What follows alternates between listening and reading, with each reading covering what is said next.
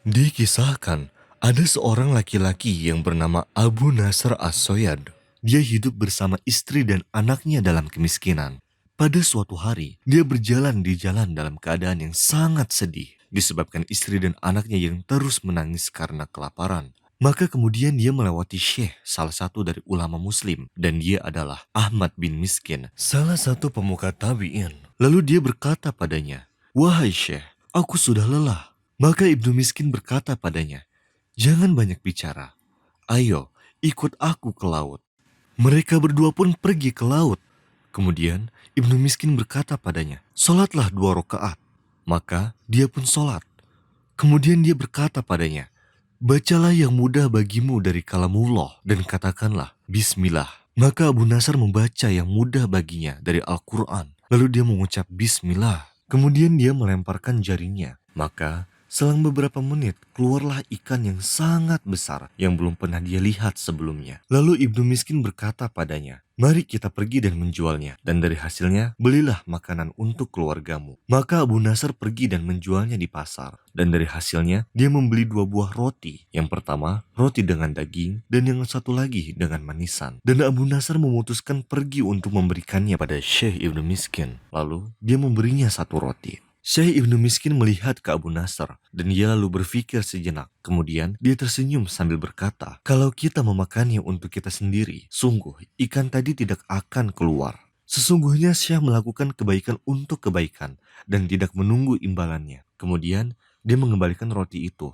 lalu berkata padanya, "Ambillah ini untukmu dan keluargamu." Abu Nasr berterima kasih kepada Syekh, lalu dia mengambil kedua roti tersebut dan dia sangat senang. Saat perjalanan menuju rumahnya, dia bertemu seorang wanita sedang menangis karena kelaparan dan bersamanya seorang anak kecil. Lalu dia melihat 2 rotinya yang sedang dipegang dan terus melihatnya. Maka Abu Nasr bertanya pada dirinya sendiri, "Sesungguhnya keadaan wanita dan anak ini lebih parah dibandingkan keadaan istri dan anakku. Maka kepada siapa aku harus memberikan roti ini?" Lalu dia melihat kedua mata wanita tersebut dan dia tidak melihat kecuali air mata di keduanya. Lalu dia berkata padanya, "Ambillah kedua roti ini untukmu dan anakmu." Wajah wanita itu pun terharu dan berubah. Dia tersenyum dan anaknya senang. يحبون من هاجر إليهم ولا يجدون في صدورهم حاجة مما أوتوا ويؤثرون على أنفسهم ولو كان بهم خصاصة ومن يوق شح نفسه فأولئك هم المفلحون. Abu Nasr pulang dengan tangan kosong. Maka bagaimana dia akan memberi makan istri dan anaknya? Dan dalam perjalanannya pulang, dia mendengar seseorang memanggilnya. "Siapa yang bisa membawaku pada Abu Nasr As-Soyad?" Lalu Abu Nasr berkata padanya, "Akulah yang kau cari. Apa yang kau inginkan?" Lalu laki-laki itu berkata, "Sesungguhnya ayahmu telah meminjamkan uangnya padaku sejak 20 tahun yang lalu. Lalu dia meninggal. Aku sudah mencarinya kemana-mana, tapi aku tidak menemukannya. Dan alhamdulillah aku menemukanmu. Ambillah wahai anakku 30.000 dirham harta ayahmu."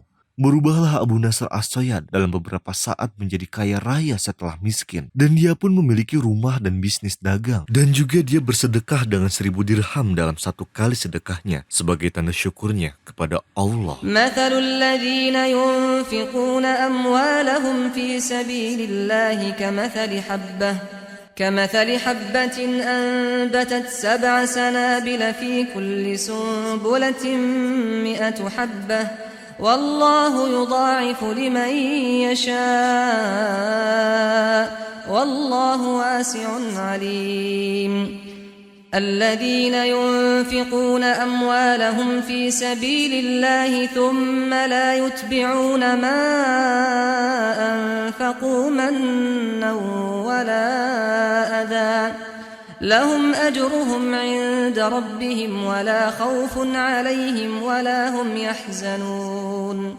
Dikisahkan seorang murid kelas 4 SD yang sejak kecil nilainya tidak pernah lebih dari 60. Ayahnya selalu menekannya agar dia bisa mencapai lebih dari nilainya. Ibunya juga sering membandingkannya dengan teman-temannya, saudaranya, dan juga kerabatnya. Akibatnya dia sering gelisah sendiri dan juga mulai berbicara sendiri dan menangis saat sedang tertidur. Dia pun menjadi sangat depresi. Orang tuanya membawanya ke dokter psikologi terkenal. Lalu ibunya menceritakan pada dokter itu bahwa anaknya sangat sulit untuk menghafal. Maka dokter itu pun memberi obat untuk memperkuat ingatan, yang kemudian malah menyebabkan pembentukan air di otak. Kedua orang tuanya merasa bahwa mereka telah membuat anaknya seperti orang gila. Mereka berdua hanya ingin mewujudkan impiannya sejak kecil, yaitu berprestasi dalam akademinya. Akan tetapi mereka seperti meminta seekor kuda untuk berlari secepat kereta.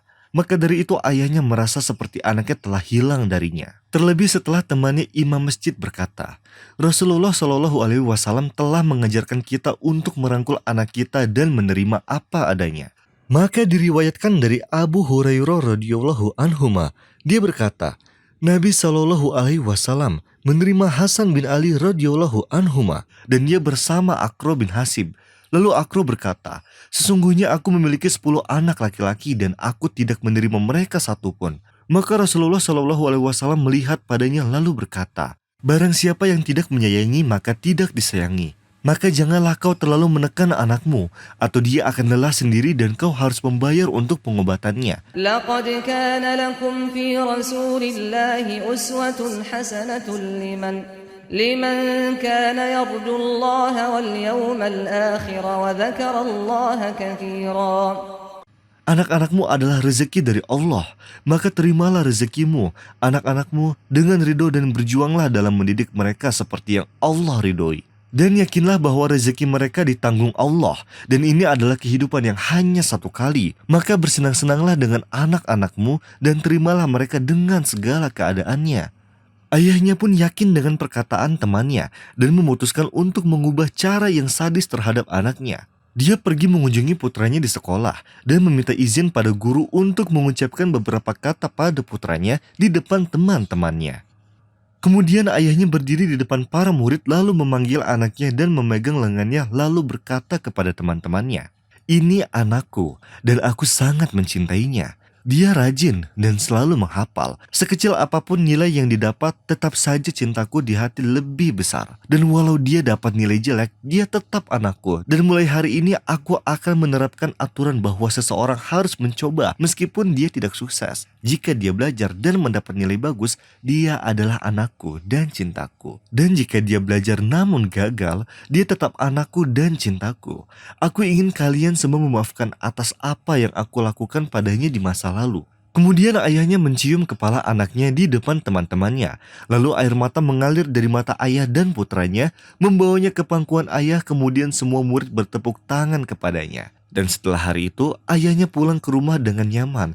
Dan anak itu pun pulang dalam keadaan bahagia dan berkata kepada ayahnya, "Kau telah mengangkat derajatku hari ini, ayah." Temanku yang paling pintar di kelas berkata padaku, "Aku berharap memiliki ayah seperti ayahmu." Seiring berjalannya waktu, sang anak mulai nyenyak dalam tidurnya dan berhenti berbicara pada dirinya sendiri. Dan juga tidak mengompol seperti sebelumnya. Serta mulai membaik kesehatannya, tetapi jenjang sekolah tidak juga meningkat. Tetapi orang tuanya tetap menerimanya seperti itu karena ini adalah batas kemampuannya.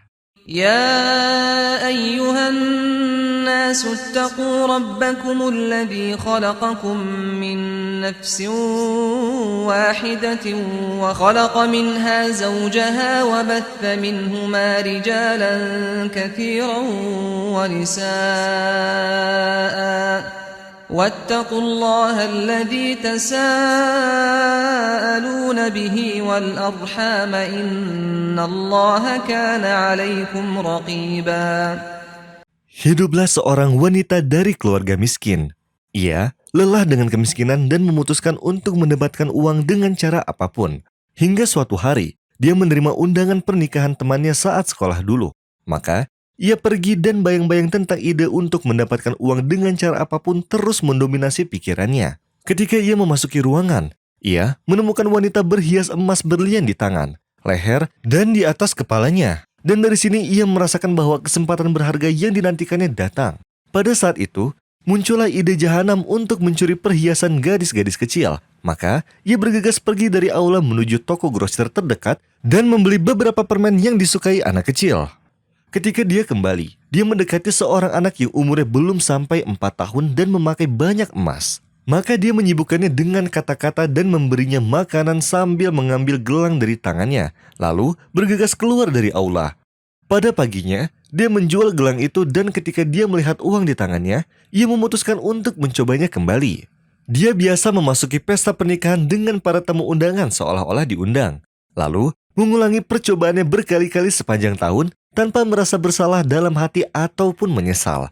Hingga datang satu malam, ia memasuki aula dan duduk mencari mangsa sampai menemukan seorang anak duduk menjauh seperti tidak terlibat dengan pesta. Maka, ia pergi ke sana dan memberikannya sepotong permen, dan anak itu tersenyum padanya. Lalu wanita itu bertanya tentang namanya dan kelas berapa sekolahnya. Gadis itu berkata kepadanya, "Namaku Asjan, aku kelas 4 di sekolah Al-Siddiq Abi Bakar dan sukses dengan prestasi." Maka dia berkata kepadanya, "Mendekatlah padaku, agar aku bisa beri selamat dan ciuman di kepalamu, karena kamu pantas mendapatkan yang terbaik." Maka mendekatlah si gadis malang yang polos kepadanya, dan pada saat itu, tangan kanannya ia regangkan agar bisa melingkari leher Asjan untuk melepaskan kalungnya. Seketika gadis itu merasakan tujuan sang wanita tersebut lalu takut. Gadis itu berkata kepadanya, "Jangan curi kalungku, karena aku seorang piatu, dan tidak ada yang akan membelikanku lagi kalung itu." Maka ia menarik tangannya dan terkagum dengan kata-katanya. Tetapi, sebagai manusia yang mati hati nuraninya, ia tetap memutuskan untuk mencoba lagi. Lalu, mengatakan kepada gadis itu, "Jangan takut, gadisku. Aku hanya ingin melihat kalung ini, agar bisa aku belikan putriku yang sama seperti ini." Maka gadis itu percaya. Lalu, ia melepas kalungnya dan memberikan kepadanya. Dan dia disibukkan oleh sepotong permen pemberiannya. Lalu, wanita itu bergegas pergi ke mobilnya dan pulang dari aula ke rumahnya. Dan ketika dia berbaring di tempat tidurnya, untuk pertama kalinya ia merasakan perasaan bersalah. Setelah tidur beberapa menit, Asjan menemuinya dalam mimpi sambil menangis, lalu berkata, "Di mana kalungku? Ayahku telah memukulku begitu banyak. Tolong kembalikan kepadaku." Gadis itu bangun dari mimpinya yang mengerikan, lalu menengok ke kanan dan kirinya. Dan atas apa yang ia rasakan dan apa yang ia deritakan, ia memutuskan menghentikan praktik pencurian untuk sementara waktu sampai ia kembali nyaman. Tetapi, Asjan mendatanginya lagi 2 hari setelah mimpi itu. Dan terulang lagi dari apa yang telah terjadi seperti mimpi pertama pada hari itu. Maka mimpinya itu membuatnya panik ketakutan dan menimbulkan kekhawatiran yang parah. Sehingga dia membenci hidupnya. Dari sana ia merasakan beratnya kejahatan yang sudah dilakukan olehnya. Lalu memutuskan untuk bertaubat dan berhenti mencuri perhiasan anak-anak saat pesta pernikahan. Karena anak piatu itu, dia telah memutuskan untuk bertaubat dan kembali kepada Allah ketika ia berdiri di tangannya yang maha kuasa. Dan untuk pertama kalinya, dia berdoa dan memohon ampun darinya. Setelah dia terbebas dari uang terlarang kecuali kalung Asjan, dia mencarinya berhari-hari dan berbulan-bulan, sampai dia ingat nama sekolahnya. Maka ia pergi ke tempat Asjan sekolah yang bernama sama seperti yang Asjan sebutkan pada saat itu. Hingga ia dapat menemuinya dan mengembalikan kalungnya. Juga memberinya beberapa hadiah. Setelah itu, ia sukarela membantu di lembaga-lembaga yatim piatu dengan harapan agar Allah menerima taubatnya. يا أيها الذين آمنوا اتقوا الله ولتنظر نفس ما قدمت لغد واتقوا الله إن الله خبير بما تعملون ولا تكونوا كالذين نسوا الله فأنساهم أنفسهم أولئك هم الفاسقون لا يستوي أصحاب النار وأصحاب الجنة أصحاب الجنة هم الفائزون لو أنزلنا هذا القرآن على جبل لرأيته خاشعا متصدعا من خشية الله وتلك الأمثال نضربها للناس لعلهم يتفكرون هو الله الذي لا إله إلا هو عالم الغيب والشهادة هو الرحمن الرحيم هو الله الذي لا إله إلا هو الملك القدوس السلام المؤمن المهيمن العزيز الجبار المتكبر سبحان الله عما يشركون هو الله الخالق البارئ المصور له الأسماء الحسنى يسبح له ما في السماوات والأرض وهو العزيز الحكيم